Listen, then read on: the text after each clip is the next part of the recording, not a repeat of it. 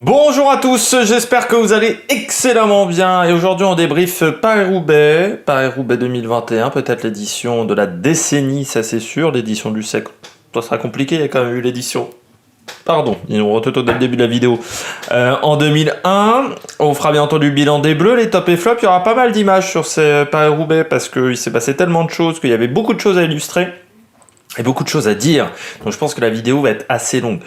J'ai déjà fait une version hier, pour tout vous dire, j'ai enregistré juste après la course, donc les alentours de 17h15, 17h20, sauf que ma caméra a fait des siennes, c'était tout flou, pas réussi à faire la mise au point, donc je refais ça, il est 13h40, nous sommes lundi, ce qui m'a permis d'avoir des informations supplémentaires sur certaines performances de coureurs avec un jour de repos, et puis de mettre les images, parce que sinon je pense que j'aurais pas pu les mettre au niveau du montage, tout simplement. N'hésitez pas à vous abonner à la chaîne, n'hésitez pas à réagir dans les commentaires, à partager la vidéo si vous pensez qu'elle peut intéresser votre entourage, n'hésitez pas à mettre un pouce bleu également. Dans les commentaires, n'hésitez pas à me dire ce que vous avez pensé de la course, si vous avez aimé, pas aimé, hein, Paris-Roubaix sous la pluie. Et puis n'hésitez pas à me dire quel coureur vous a vraiment surpris et quel coureur vous a déçu. Course incroyable, conditions difficiles. Après, est-ce que c'était dangereux? Non. C'est le jeu à Paris-Roubaix. Tu sais qu'il peut se passer ce genre de choses à Paris-Roubaix. C'est la particularité. Ce qui fait aussi la beauté de cette course, c'est un monument. Tu sais que ça peut arriver. Pour moi, c'était pas dangereux. Je crois que de toute manière, de ce que j'ai vu à l'arrivée de la course, chez les filles, il y a eu une fracture du bassin. Annemiek van Vleuten, qui n'avait pas été annoncée, hein, parce que Jalabert, je crois, dans la course féminine, a dit van Vleuten n'est pas dans le coup. En même temps, tu comprends, elle s'est fait une fracture du bassin assez tôt dans la course. Donc, même eux n'avaient pas les images. Pour l'année prochaine, avoir la course en intégralité, ça serait pas mal. Mais du côté des garçons, j'ai regardé là jusqu'à 13h30, j'ai pas eu d'informations comme quoi il y avait eu des fractures du bassin ou des grosses blessures, voilà, comme fracture du bassin, trauma crânien, ce genre de choses. Donc c'est-à-dire que même si on est tombé, il y a des coureurs qui sont allés 3 à 4 fois au tapis, notamment un coureur suisse, eh bien, il n'y a pas eu de grosses blessures. Parce que, en fait, c'est pas quand on tombe lentement, on peut se faire des clavicules.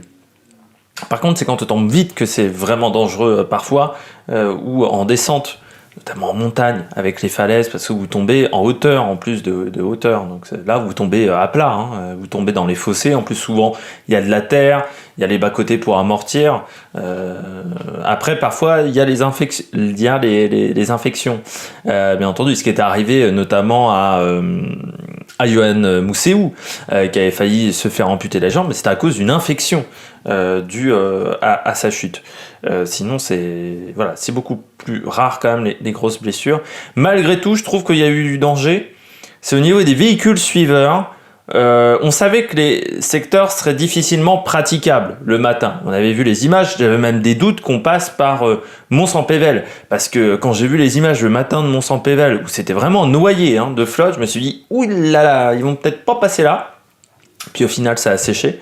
J'ai bien aimé également les propos de Christian Prudhomme qui a dit il faut que ça reste un monument, il faut que ça reste quelque chose de particulier, Paris-Roubaix. Et c'est bien, c'est dans l'histoire, l'ADN un petit peu de Paris-Roubaix, parce que je rappelle que dans les années 60, Paris-Roubaix, il y avait de moins en moins de pavés, ça allait de plus en plus vite. Il y a même eu une édition qui est restée longtemps, jusqu'à 2-3 ans, comme l'édition record, parce qu'il y avait en fait que même pas 10 km de pavés cette année-là. Et en fait, on a trouvé des secteurs pavés, on a déterré, parce qu'il y a des secteurs pavés qui étaient sous 3 mètres de terre dans les champs, donc on les a déterrés, ces secteurs pavés, et voilà, il y a une course avec un ADN, et un ADN c'est les pavés.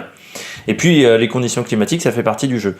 Je suis un peu, quand je parle de sécurité par exemple, je vais vous débriefer le Tour de Croatie prochainement, parce qu'il me reste encore une étape à regarder du Tour de Croatie. Je peux vous dire que dans l'étape du vendredi, donc je crois qu'elle était l'étape 4, là c'était dangereux, et je vous dirai la différence avec Paris-Roubaix, pourquoi c'est différent. Le seul endroit qui était dangereux, c'est qu'à un moment, il y a eu un terre-plein central où il y a 3-4 coureurs qui sont tombés, je sais plus où, à 4 km, et là il était un peu mal indiqué. Il n'y avait pas en fait de mec au sifflet à cet endroit-là. Il y avait juste des ballots de protection. Vous savez que ça aurait peut-être été bien d'avoir un mec au sifflet. Après, c'était compliqué également pour les motos de gendarmerie de passer facilement le peloton.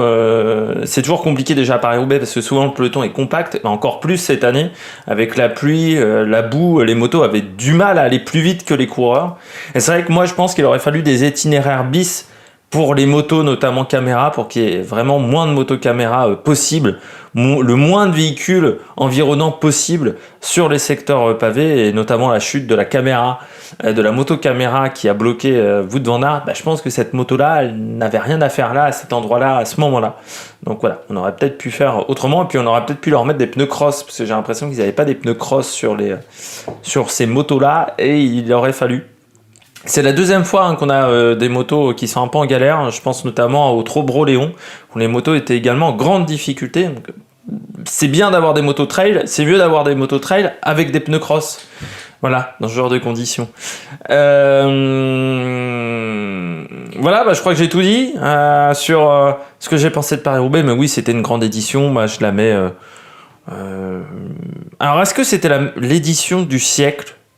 Je sais pas, moi j'ai vu 2001. Moi j'ai préféré à 2001. Parce que 2001, je trouve que en fait ça s'était décanté facilement. Enfin facilement, c'est-à-dire qu'on avait vu Knaven et puis ça s'était décanté de plus tard. Là, c'est décanté. La course s'est lancée de très tôt, dès la portion d'asphalte, ça s'est lancé. Moi j'avais quand même bien aimé l'année de la victoire de Van Avermaet, avec le retour de Van Avermaet, les numéros 2 qui étaient devant. Je pense notamment à Danielos qui était devant leur leader. Donc ça avait fait une course assez surprenante. Moi j'avais bien aimé l'année de la victoire de Greg Van Avermaet. On passe tout de suite au bilan des Bleus. Le bilan des Bleus, je commence avec le premier Français, Christophe Laporte à l'arrivée. Christophe Laporte qui finit 6e de ce Paris-Roubaix. C'est son meilleur résultat à Roubaix à Christophe Laporte. Je crois qu'il n'avait pas fait des grands résultats sur les classiques à Roubaix. Son meilleur résultat jusqu'à maintenant à Roubaix, c'était 33e, non 20e. Il avait fait 20e en 2016. Là, c'est son meilleur classement, sachant qu'il n'a jamais abandonné à Paris-Roubaix, ce qui est quand même une course, c'est assez rare que ça arrive de ne pas abandonner à Paris-Roubaix. Mais voilà, il a fait une bonne course, Christophe Laporte. Ça a été vraiment, je dirais pas la grande surprise, je dirais pas la magnifique surprise du côté du coureur français, mais il a vraiment fait du bon travail. Il a été très bon pendant toute la course, donc vraiment chapeau monsieur Laporte, surtout qu'il a eu notamment des problèmes de frein, où on a vu une très belle souplesse de la part de Christophe Laporte. C'est là où, tu sais, quand tu fais du vélo, toi, de manière amateur, tu te dis, ces mecs-là, quand même, ils ont un talent supplémentaire pour certains, parce que faire ça sur des pavés, voilà. Moi, j'ai déjà du mal à me mettre dans eux, sinon je déconne, mais voilà, faut quand même se rendre compte de la difficulté aussi du cyclisme et la maîtrise du vélo qu'il faut pour être un bon cycliste. C'est pas juste savoir pédaler, c'est un peu plus que ça. Il faut savoir se comporter en peloton et ce genre de choses, et ça demande un talent supplémentaire. Et tout le monde ne l'a pas forcément. Et c'est là où on voit que notamment à Remco Evenepoel, il a encore pas mal de travail à réaliser pour arriver à ce niveau-là de maîtrise de son vélo. On continue du côté des Français avec les Bleus. Sinon, du côté de Cofidis, ça a été un peu plus compliqué pour les autres coureurs. Jean-Pierre Rucker, qu'on a vu à certains moments, finit 43e. Et sinon, les autres coureurs de cette équipe française ont fini un peu plus loin avec un abandon pour André Carvalho. Je continue avec l'équipe BNB Hotel. Pourquoi BNB Hotel? Parce que on les a vus, je pense notamment à Cyril Lemoine, Jérémy Lecros également, qui a abandonné. Alors j'ai du mal à savoir si c'était Jérémy Lecros ou Luca Mozzato quand même devant, parce qu'à l'arrivée, Luca Mozzato fait 20e, Jérémy Lecros a abandonné. Alors c'est vrai que les suiveurs disaient que c'était Jérémy Lecros, mais c'était tellement dur de repérer les coureurs. Il faut quand même le dire, les dossards, déjà en début de course, ils étaient tous avec des doudounes, avec les Kawen, donc tu voyais pas les dossards. Les plaques de carte, très vite, elles étaient terreuses. Et même de face, tu voyais pas la gueule des coureurs, quoi. Ils étaient tellement maculés de boue que c'était un peu compliqué. Mais il y avait au moins deux coureurs de BNB Hotel qu'on a vu très tôt dans la course, qui étaient vraiment dans le premier peloton. Donc ils ont fait vraiment du bon boulot. C'était le 34, notamment le 234. Je vais vérifier chez BNB. Je remonte, non, normalement BNB ça devrait être... BNB 234, si c'était bien Jérémy Lecros qui a abandonné, parce que Mozzato était 236, donc non, c'était bien Jérémy Lecros donc qui était devant.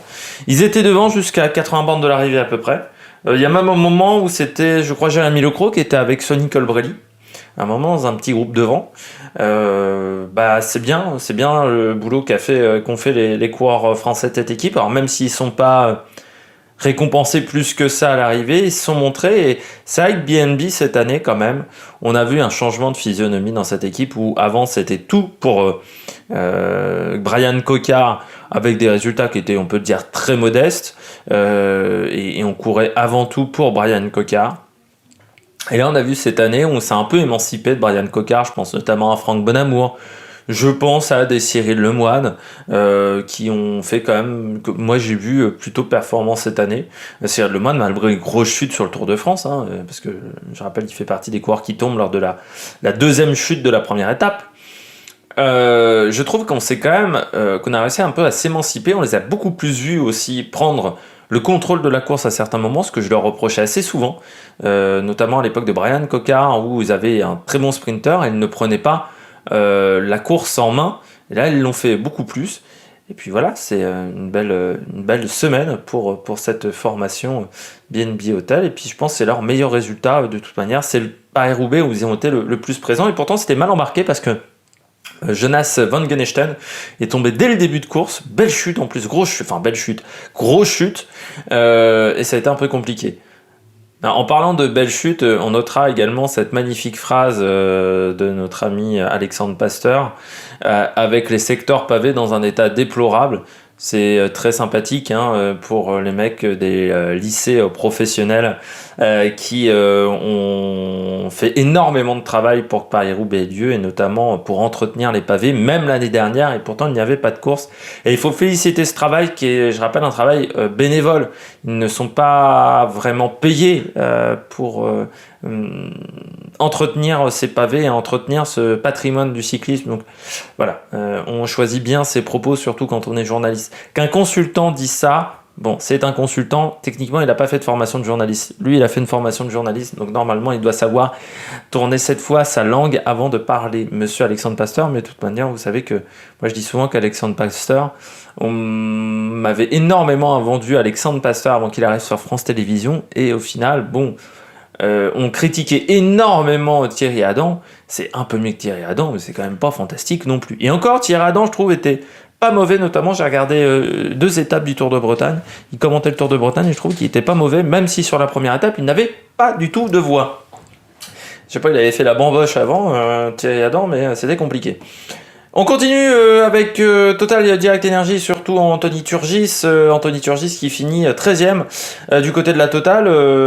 Ça a été quand même une course peut-être un peu meilleure que d'habitude. Putain, ça fait 2 fois d'affilée que je dis du bien de la Total Energy. Je vais pas bien, très clairement, j'ai un problème physique. Avec une Total Energy, on a vu notamment Turgis dans le secteur, je sais plus si c'était 24 ou 23, un moment en tête du peloton.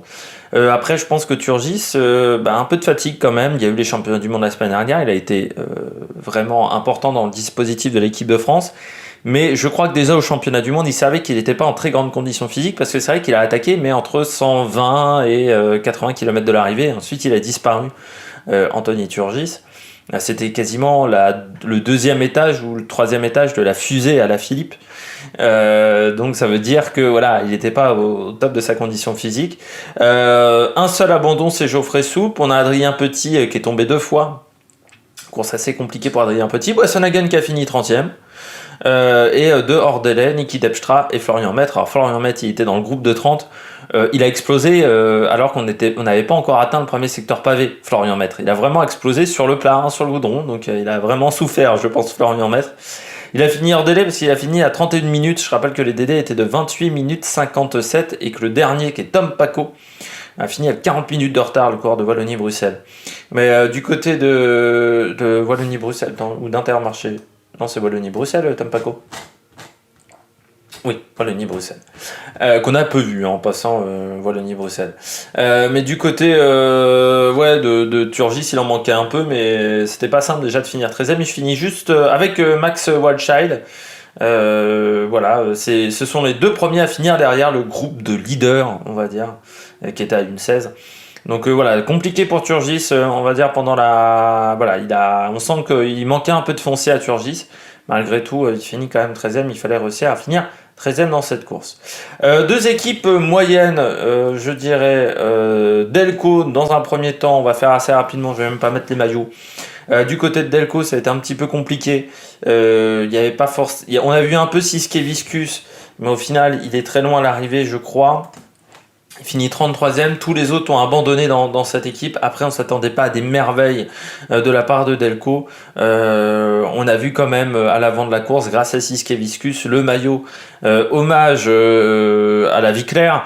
Alors comme quoi, des fois, on a du cul en termes de marketing. Hein. C'était prévu depuis longtemps et c'est tombé le jour de la mort de Bernard Tapie. Des fois, ce qui fait qu'on a énormément parlé de l'équipe au final, parce que je suis pas sûr que sinon on aurait beaucoup plus parlé que ça de l'équipe Delco. Mais voilà, ça a fait un bel hommage aussi à Bernard Tapie. Et j'étais en train de me dire, je trouve que ce maillot-là est beaucoup plus reconnaissable que le maillot habituel de Delco. Donc est-ce qu'il faudrait pas l'utiliser pour l'année prochaine, ce design-là, parce que je trouve que le maillot de Delco déjà ressemble beaucoup à l'équipe Rivold. Il y a une équipe norvégienne qui a quasiment le même couleur de maillot, ce qui fait que quand les deux sont sur des courses de deuxième division, j'arrive pas à faire la différence entre les deux maillots, mais vraiment. Et je trouve que le maillot de Delco, il est pas hyper reconnaissable dans le peloton, alors que là, ce design-là était assez joli. Surtout qu'ils sont en plus avec des vélos look, comme l'équipe La Vie Claire, donc ça pourrait être pas mal d'utiliser ce design-là l'année prochaine. Et puis du côté d'AG2R, ça a été compliqué à AG2R, on n'attendait pas des merveilles d'AG2R. Van Avermaet finit premier de l'équipe, 32e. Pas mal de mots de vente pour Van Avermaet, il l'a indiqué en fait après la course, parce que on le voyait, hein, il était désabusé sur son vélo, c'était terrible, tu sentais le mec était au bout de sa vie. Bon, on comprend mieux un peu pourquoi, parce que voilà, des petits mots de vente pour Van Avermaet, et même s'il était dans le groupe de tête, avec les mots de vente, c'est vrai qu'il a dû passer lui vraiment un mauvais quart d'heure, on va dire, une course très compliquée pour Van Avermaet, mais qui a quand même fini comme Nezen de Wolf, et les deux frères Nezen, ça a été plus compliqué pour Touzé, Michael Scher et Guiche Van de Queue, qui eux ont abandonné. On passe maintenant au moins du côté des Français. Je commence avec la Groupama. Ça a été compliqué pour la Groupama, alors heureusement qu'il y a eu, je dirais, Clément Davy qui finit 35e, Arnaud Desmar qui finit 34e, ce sont les deux seuls qui terminent. Cyril Kaldam a aussi fini meilleur délai. Du côté d'Arnaud Desmar, il nous l'avait dit l'année dernière, hein, il jouait plus les classiques. Bon, là on voit qu'il y a un manque de foncier, hein. Arnaud Desmar il était bien placé jusqu'à 50-60 bornes de l'arrivée, où quand la course commence à accélérer, à se décanter, il n'a plus les capacités de faire ça, parce qu'il fait plus du travail d'endurance. Ces courses-là, je rappelle que Paris-Roubaix c'est 257 km, c'est 6 heures sur le vélo, entre 5h30 et 6 heures sur le vélo. Donc faut avoir la capacité de tenir. C'est pas une étape de 4 heures. Et Arnaud Desmar a déjà eu une saison qui n'a pas été forcément facile, même s'il a fait des bons championnats du monde où il a énormément travaillé, notamment pour Julien Alaphilippe. On sent que au-delà de 220 km maintenant, Arnaud Desmar c'est compliqué, quoi. Et là il lui a manqué 50 bornes, quoi, hein, très clairement dans les jambes, je dirais, pour être performant. C'est dommage parce que il avait fait une course sans problème, sans erreur. Ça a été très compliqué pour Stephen Kung, 3 chutes, dont 2 sur le goudron. Problème de matériel, je crois qu'il n'y a pas d'autre chose à dire. De toute manière, chez Groupama, c'est pas la première fois qu'ils ont des soucis de matériel sur Paris-Roubaix. Je me souviens d'une année où il n'y avait qu'un seul coureur qui avait fini, où ils avaient crevé, mais je sais pas, ils avaient crevé des dizaines et des dizaines de fois. On se souvient également de Thibaut Pinot qui avait crevé sur une étape de pavé sur le Tour de France. Ils ont souvent des problèmes de crevaison. Et des problèmes techniques sur leur matériel à Paris-Roubaix. Pourtant, c'est Marc Madiot qui dirige, donc il devrait savoir comment préparer un Paris-Roubaix, mais c'est vrai que depuis la victoire de Frédéric Guédon en 97, ils ont rarement été performants quand même sur Paris-Roubaix. Je crois qu'il y avait Arnaud Desmar qui avait fait un top 10 une année, même à l'époque de, je pense, Offredo. Pourtant Offredo c'était la classique qui lui correspondait mieux, et c'était un peu compliqué dans cette équipe, donc voilà, un petit peu déçu du côté de la Groupama FDJ. Et puis Stephen Kung, course très très compliquée pour le Suisse qui a abandonné, mais qui est tombé 3 fois. Peut-être aussi pas très à l'aise sur son vélo, hein, Stephen Kung, parce que là c'est il y avait certes un problème de matériel, mais je pense qu'il y avait un peu au-dessus. Et c'est dommage en plus que du côté de la Groupama, on n'ait pas réussi à réagir, par exemple sur Stephen Kung. C'est-à-dire qu'à un moment, on ne se soit pas dit, on met une roue avec une pression un peu moindre parce qu'on est trop en pression. Je crois que c'est aussi une équipe qui utilisait peut-être des tubeless. Je ne sais pas si eux, ils n'utilisaient pas des tubeless Groupama, s'il y a des gens qui ont l'information. Merci de me le renseigner dans les commentaires. Ce qui a peut-être provoqué aussi des soucis, parce que je sais qu'il y a une autre équipe qui a utilisé des tubeless et qui était aussi un peu à la ramasse au niveau conduite de vélo. Et je termine avec Sénéchal. Dommage, Sénéchal, il crève avant le carrefour, avant la Trois d'Arenberg. Il crève à 116, je crois, kilomètres de l'arrivée. Et puis, il avait des bonnes jambes, mais bon, il a un peu souffert comme la Deceuninck. On reviendra sur la course de la Deceuninck un peu plus tard. Mais voilà, il finit 71e. Il a quand même voulu finir, parce que plus d'un aurait tenté d'abandonner quand même, après avoir autant souffert pendant cette course. C'est dommage parce qu'il l'a dit en interview, j'avais des jambes excellentes, on l'avait vu notamment au championnat du monde, il était là dans le final, il avait énormément contrôlé aussi pour son coéquipier Julien Lafilippe, et puis là ça n'a pas matché du tout pour le Florian Sénéchal, mais on va dire que c'est un peu comme le bilan de son équipe, très décevant. Mais on reviendra là-dessus en fin de vidéo, mais c'est dommage. Voilà, Florian Sénéchal, j'avais mis beaucoup de gens l'avaient mis comme favori, surtout après les championnats du monde, et en sachant qu'il connaît extrêmement bien le terrain. Mais il a vraiment souffert pendant cette course. Je sais pas non plus si Florian Sénéchal fait énormément de cyclocross. Ça a peut-être joué aussi, le fait de participer à des cyclocross, pour les coureurs de devant. On passe tout de suite aux coureurs au top. Attaque de Marlou! En même temps, je parlais des cyclocross. Je suis en train de me rappeler que c'est Colbrelli qui a gagné.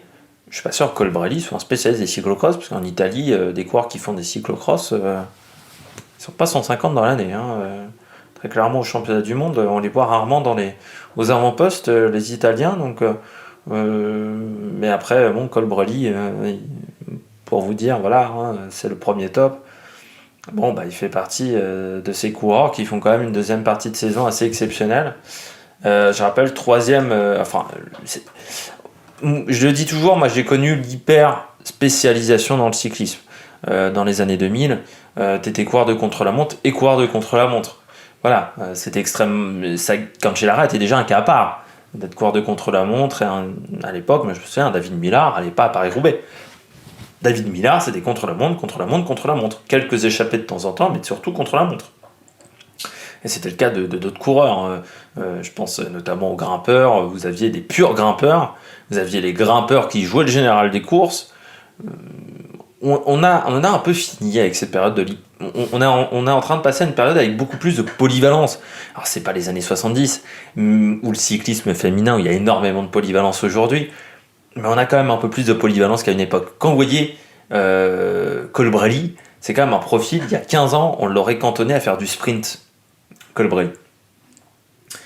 Ou on l'aurait cantonné à jouer les classiques, et donc à pas jouer les sprints. Mais quand vous voyez quand même les résultats cette année, Colbrelli, c'est quand même formidable. Champion d'Europe, vainqueur du Mémorial Marco Pantani, deuxième de la Coppa Sabatini, vainqueur du Tour de Benelux où il a marché sur l'eau sur le Tour du Benelux. Il va faire le Grand Piemonte également le 7 octobre, c'est-à-dire donc jeudi, ça sera pendant Paris-Bourges. Il a fait deuxième de l'étape de Saint-Gaudens sur le Tour de France, troisième de l'étape de Tignes, vainqueur du championnat d'Italie de la course sur route, et c'était une course sur route très difficile en Italie. Vainqueur du maillot vert du Dauphiné avec vainqueur d'une étape et 3 fois deuxième. Vainqueur du maillot de meilleur sprinter du Tour de Romandie, vainqueur d'une étape également. Et puis sur les classiques belges, il fait quand même 4ème de Gambrinus, 8ème de Milan-San Remo, 6ème de Kurn-Bruxelles-Kurn. À part sur l'Amstel où il s'est planté pour moi, et sur 2-3 classiques belges et au championnat du monde, mais je vais pas revenir sur la stratégie italienne avec Nizzolo et Colbrelli qui n'ont jamais réussi à rouler l'un pour l'autre. C'est quand même une grande année pour l'Italien, formidable Colbrelli. Enfin, quand tu vois comment il a géré son sprint à l'arrivée, tu vois qu'il était fort, parce que il le gère pas très bien son sprint à l'arrivée. Enfin, dans les 200 derniers mètres, il fait une erreur de trajectoire notamment. Et pourtant, il arrive à battre Vermeersch. Et pourtant, Vermeersch avait été très intelligent. Et puis, quand il attaque, notamment dans le carrefour de l'Arbre, c'est le premier à dépasser Moscon. Hein. C'est pas Van Der Poel qui dépasse Moscon, c'est Colbrelli. Donc Colbrelli était fort dans le carrefour de l'Arbre. Parce que c'est dans la portion en faux plat légèrement montant qui fait ça. Donc vraiment super de la part de Colbrelli qui fait cette passe-là en force, vraiment. Et puis son sprint, quoi. C'est vraiment un sprint... c'est pas un sprint de sprinter, c'est un sprint en puissance, quoi. Vraiment à la Sébastien Turgot, je tiens. Pour ceux qui ont la référence. C'est vraiment un sprint tout en puissance, quoi. Tu sens qu'il va assis sur la selle, bam, quoi. Et réussir à faire ça au bout de 257 km de course, c'est assez formidable. Et le panel quand même de Colbrelli est assez énorme. Et moi qui avais dit quand même sur mes présentations de début de saison, je crois me rappeler avoir dit ça, que je pensais qu'il était un peu perdu, Colbrelli, et c'était pour moi une année de test vraiment pour Colbrelli à 31 ans, de savoir s'il allait revenir au plus haut niveau et si on allait retrouver le Colbrelli, je dirais, de l'époque Bardiani.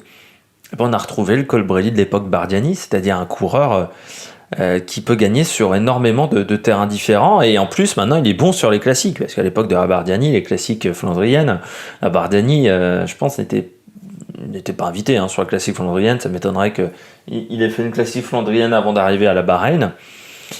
Et il s'était un peu perdu en jouant l'équipier, notamment à la Bahreïn, en jouant l'équipier de Nibali. Et là, je trouve qu'il a vraiment retrouvé ses capacités physiques de l'époque Bardiani, et ce coureur assez insaisissable quand même, et assez difficile de le contrer, parce qu'il a énormément de qualité. On continue avec les coureurs au top. Je vois que je suis déjà à 27 minutes de vidéo. Cette vidéo va être très très longue. Avec Florent Vermeersch, très fort, le Belge. Je rappelle dans l'échappée, Florent Vermeersch. Ça veut dire que déjà il a montré une très très belle résistance physique. Moi j'avais misé une pièce dessus à partir du carrefour de l'Arbre. Je me suis dit, il va falloir se méfier de lui, parce que j'avais le souvenir notamment de Sylvain Diguet qui avait posé énormément de difficultés à Peter Sagan, et surtout je me suis dit, il est belge, il sait donc rouler sur un anneau de vitesse, Florent Vermeersch.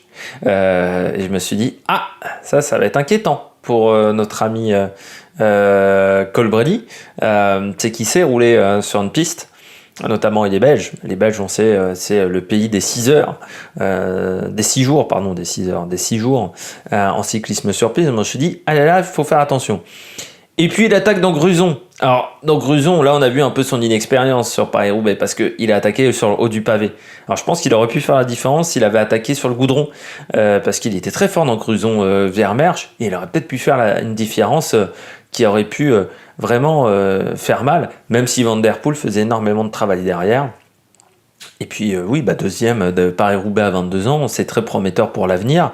Et c'est intéressant pour la Lotto, parce que qu'est-ce que j'ai critiqué la Lotto cette année en disant cette équipe n'a pas un effectif exceptionnel, et on s'aperçoit quand même qu'il y a quelques jeunes qui commencent à performer. Je pense à Harry Sweeney, je pense au mec qui était dans les échappées, qui avait remporté la première étape du Dauphiné, et qui a fait également une belle échappée sur la première semaine du Tour de France. Je sais plus son nom, donc c'est pour ça que je dis son palmarès, parce que je ne sais plus le nom de ces coureurs belges de la Lotto. Je vais peut-être te retrouver. Mais c'est vrai que cette équipe, quand tu regardes, ça va être important, quoi, ce coureur-là, parce que ils ont quand même un effectif qui est pas exceptionnel. Et chez les jeunes, ça a pas forcément vraiment marché plus que ça. Et là, oui, c'est important, avec notamment Brent Van Moer, qui avait gagné sur le Dauphiné. On voit aussi Andreas Krohn qui commence à progresser. Et puis vous avez 2-3 coureurs comme ça qui s'en sortent mieux, même si c'est quand même une équipe où il va falloir améliorer l'effectif dans les années à venir. Mais je pense que Philippe Gilbert, il doit être content que Florian Vermeersch soit deuxième, son équipier. Je rappelle que, contrairement à ce que j'avais dit, Gilbert prend sa retraite en 2022 et pas en 2021. Je m'étais trompé dans une vidéo précédente. Mais voilà, c'est intéressant de la part du coureur belge de s'en sortir comme ça. Et puis je termine avec Yves Lampaert. Pourquoi Yves Lampaert? Parce qu'il finit 5e. Et vu sa course, Yves Lampaert, ça a été quand même extrêmement compliqué pour Yves Lampaert, qui a, je crois, eu 4 ou 5 crevaisons dans la course. 4 ou 5 problèmes techniques, puisqu'il y a eu aussi, je crois, un moment dérailleur. Pour Yves Lampaert, c'était vraiment la course de l'enfer. Et réussir à rester quand même à peu près calme dans ce genre de journée, c'est déjà fort, mais réussir à faire le meilleur résultat de l'équipe de Koninck, c'est fort également. Et faire un top 5 malgré tous ces problèmes-là, ça montre également le potentiel de Lampaert sur cette course-là. Lampaert, c'est quand même un excellent rouleur. On le sait, il a été champion de Belgique. C'est quand même aussi un coureur, pour moi, qui est quand même peut-être plus fait pour Paris-Roubaix même que pour les autres classiques flandriennes. Parce que il grimpe, mais c'est pas le meilleur puncher du monde non plus. Et là, ça convient quand même, je pense, plus à ses qualités Paris-Roubaix que sur les autres classiques. Mais bravo, monsieur Lampaert, d'avoir réussi à continuer, d'avoir poussé, surtout avec une équipe de Koninck qui a été quand même en difficulté sur cette course. On attaque les bonnets d'âne, pour finir. Je commence avec le de Koninck. Qu'est-ce que ça a été dur, le de Koninck, aujourd'hui, entre donc Sénéchal, Lampaert qui a eu énormément de problèmes techniques. Il y a eu également la crevaison de Kasper Asgreen qui était pas trop mal en début de course, mais ça a quand même été compliqué pour Kasper Asgreen. La de Koninck a quand même été décevante sur cette course, avec Ballerini également qui a abandonné, Stybar qui n'a jamais été dans le coup physiquement. Alors Stybar, c'est quand même décevant parce que champion du monde de cyclocross. Mais j'ai l'impression que Stybar, depuis quelques temps, c'est compliqué, quoi. Parce qu'il a pas eu de grands résultats depuis au moins 2 ou 3 ans, Stybar. À un moment, il faut se poser de bonnes questions aussi. Peut-être qu'il s'est un peu trop concentré sur le rôle d'équipier à une époque, Zdeněk Stybar. Non, et puis beaucoup de problèmes de matériel, je trouve. Alors Patrick Lefebvre, au lieu de raconter des conneries sur le cyclisme féminin, devrait peut-être se concentrer sur son équipe, quoi. Parce que là, ça a été... Asgreen n'était pas hyper à l'aise sur son vélo. Stybar, physiquement, il galérait. Le nombre de problèmes de crevaison pour Lampaert, c'est dommage. Mais c'est pas la seule équipe avec un vélo Specialized à avoir souffert. Je pense à Labora. Labora également, en course difficile, notamment la chute. Grosse chute de Peter Sagan. Pourtant, là, il y avait un mec pour signaler qu'il y avait un problème à cet endroit-là, qu'il y avait du danger. Puis il y avait des panneaux d'indication également sur le bord de la route, mais qui est tombé avec un endroit où il y avait énormément d'humidité qui est rentré notamment dans le jardin, on va dire, d'une maison. Et je crois qu'il a même cassé un pot de fleurs à Peter Sagan. Et puis également Nils Politt, qui était... Alors Nils Politt, on aurait dit un hippopotame sur un vélo, quoi. Il était, excusez-moi d'utiliser cette expression, mais il était quand même au ralenti, quoi. Dans chaque secteur, il a lâché dès le premier ou le deuxième secteur, parce qu'il était vraiment pas à l'aise, quoi, pas à l'aise sur son vélo. Et c'est quand même Peter Sagan, malgré tous les problèmes, malgré sa chute, qui finit meilleur coureur de l'équipe. Sharman, c'est un coureur puissant, Sharman. Mais pour sa première expérience sur les pavés, l'emmener sur Paris-Roubaix, chez Bora, vous êtes quand même un peu des vicieux, quoi. C'est emmené sur la pire course au monde, quoi. On aurait pu le faire tester à travers les Flandres. C'est un coureur puissant. En plus, Sharman, il a quand même des qualités de puncher. Ça convient mieux les autres Flandriennes que Paris-Roubaix quand vous avez des qualités de puncher. De puissance pure, on va dire. Donc là, compliqué pour Sharman, compliqué pour Sagan, et au final un résultat très mauvais, mais au final, donc Specialized, ils ont quand même mis qu'un seul coureur dans le top 10. Je pense que le fabricant de vélos doit être un peu déçu. Et là aussi, un des gros problèmes de stabilité sur les vélos, je pense du côté de la Bora. Alors est-ce que c'était des questions de pression de pneus? Peut-être des questions de cadre mal préparé. Je continue avec Van Der Poel. Troisième, il en a trop fait, Van Der Poel, comme souvent. C'est quand même le deuxième monument de l'année qu'il perd parce qu'il en a trop fait. Suivez mon regard, il y avait un truc qui s'appelle le Tour des Flandres. Ouais, et puis 2 fois qu'il perd au sprint. Aussi, au sprint en petit comité, ça a commencé à cogiter. Je pense que Van Der Poel, il en a trop fait, surtout par rapport à son été qui a quand même été compliqué. Van Der Poel chute au championnat aux Jeux Olympiques au niveau du VTT, s'est fait mal au dos, il a repris qu'au championnat du monde. Je pense qu'il manquait de foncier, tout simplement, Van Der Poel. Et il a roulé, il a pas demandé de relais à Colbrelli, il a quasiment pas demandé il a jamais demandé de relais à Boivin. Alors que devant c'était Thomas Brook, donc ils auraient pu demander des relais à Boivin. Colbrelli il passait des relais, mais vraiment timidement. Il a jamais demandé aux autres dans le groupe de 5 ou dans les groupes avec lui de travailler Van Der Poel. Je pense qu'il est parti de loin aussi. Il aurait dû utiliser d'autres. Il est parti de très très loin pour tenter de s'isoler. Parce qu'il sentait que Wout van Aert n'était pas à l'aise, mais il aurait dû partir avec d'autres coureurs. Et là, il s'est retrouvé un peu seul quand même, Van Der Poel. Et je pense qu'il a consommé beaucoup d'énergie dans les portions où il était seul, dans les portions où il passait des relais tout seul également.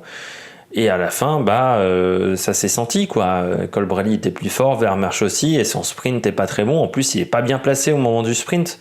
Il doit se mettre dans la roue de Vermeersch. Il se met pas dans la roue de Vermeersch. Il se fait avoir plusieurs fois. Enfin, son sprint n'est pas bon, et en plus, physiquement, il était cramasse. Donc, ça a commencé à cogiter Van Der Poel sur sa gestion de course, parce que là, c'était pas terrible de la part de Van Der Poel. Et c'est bien d'avoir du panache, mais c'est bien aussi de gagner des courses. On lui demande pas juste d'avoir du panache et de montrer le maillot. Sinon, on le payerait, je pense, moins cher que ça, Van Der Poel. Et puis, je termine avec Van Aert. Je termine pas encore avec Van Aert. Il y a encore un autre derrière, en difficulté pendant toute la course. Le coureur de la Jumbo, également pas aidé par son équipe. Parce qu'à part Nathan Van den Hooydonck, c'est un peu léger quand même la Jumbo sur les courses les pavés. Je pense qu'il attend avec impatience Christophe Laporte, qui l'a battu au sprint en passant. Mais ouais, ça a été compliqué. Mais comme dans beaucoup de courses pavées cette année pour Van Aert, où il manquait de coureurs avec lui, quoi. Donc ça a été difficile. Puis il l'a dit, il avait peur sur les secteurs pavés. Il avait peur sur les secteurs pavés de se faire mal, et puis un peu fatigué également. Il l'a dit à Van Aert, donc il va se reposer, il va prendre 3 semaines de vacances, qui, il a dit en interview, ne lui était jamais arrivé. Je pense que ça lui fera du bien. Mais surtout du côté de Van Aert, beaucoup de difficultés. On le sentait pas à l'aise sur le vélo, et surtout à chaque fois assez mal placé dans les secteurs. C'est-à-dire que notamment Van Der Poel fait une première attaque et ensuite le petit groupe revient sur Van Der Poel. Donc normalement dans ce genre de situation tu te mets dans la roue de Van Der Poel parce que tu sais qu'il va tenter de s'en ressortir. Et pourtant il n'était pas dans la roue de Van Der Poel quand il attaque dans le groupe dans le peloton, et je pense que là ça a été une erreur de la part de Van Aert à ce moment-là. Et ensuite il a tenté de revenir, mais il avait des équipiers cramasses, il était un peu seul et pas forcément aidé également par les autres coureurs de ce groupe de chasse. Et puis je termine avec Moscon.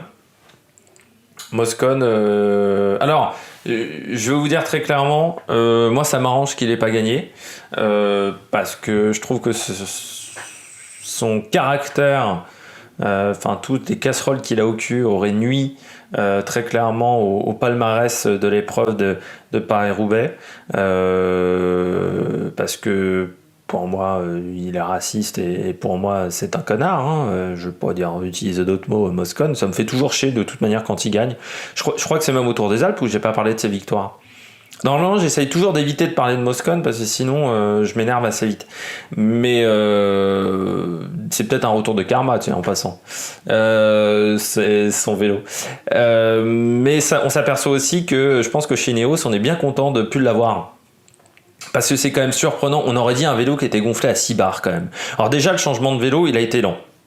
Et on a changé de vélo, peut-être aussi parce qu'on avait pour la première fois des roues à disque chez Ineos. C'est peut-être ça déjà le premier problème. Ensuite, c'était pas le leader de l'équipe. Alors là, je me dis, ça aurait dû être le co-leader avec Van Baarle, quoi. Parce que Kwiatkowski, il avait jamais roulé sur les pavés de Paris-Roubaix, donc on savait pas trop comment il allait se comporter. Et puis Creveux, on sait aussi que c'est un coureur qui a quand même des limites, et puis c'est pas le coureur le plus habile sur un vélo, lui, Creveux. Notamment sa chute à Paris-Roubaix il y a quelques années. Pour moi, ils auraient dû le mettre co-leader. C'est quand même assez incroyable que le vélo soit du mauvais côté, et puis son changement est rapide mais sans plus, et puis c'est surtout cette erreur de gonflage de pneus.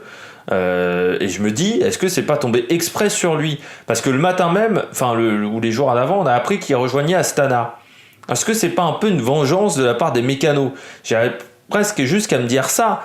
Mais c'est surprenant quand même. Le vélo était gonflé, il était pas gonflé à 4, il était gonflé à 6 bars, quoi. Parce que tu voyais, il rebondissait sur les pavés. Et pourtant, les pavés étaient plus secs parce qu'on était en fin de course. Donc, mais même sur le sec, son vélo n'aurait pas marché. Donc c'est quand même assez incroyable, ça. On aurait dit que c'était pile, que ça faisait chez Ineos qui gagne. C'est con parce que Ineos n'a encore jamais gagné Paris-Roubaix, que ce soit Ineos ou Sky. Après, bon, ça m'arrange parce qu'encore une fois, c'est un coureur ça me fait marrer même les gens qui disent on sépare l'homme de l'œuvre dans la culture, on sépare le sportif de ses agissements. Dans ce cas-là, on n'emmerde pas Benjamin Mendy. Moi, je sépare pas. Ou dans ce cas-là, Michel Fourniret était un très bon plombier. Ou Madame Courgeot était une très bonne ingénieure. C'est-à-dire qu'on y va jusqu'au bout après dans ce raisonnement. Non, je sépare comme pour Polanski, je fais pareil également pour Moscone et ça m'aurait fait chier.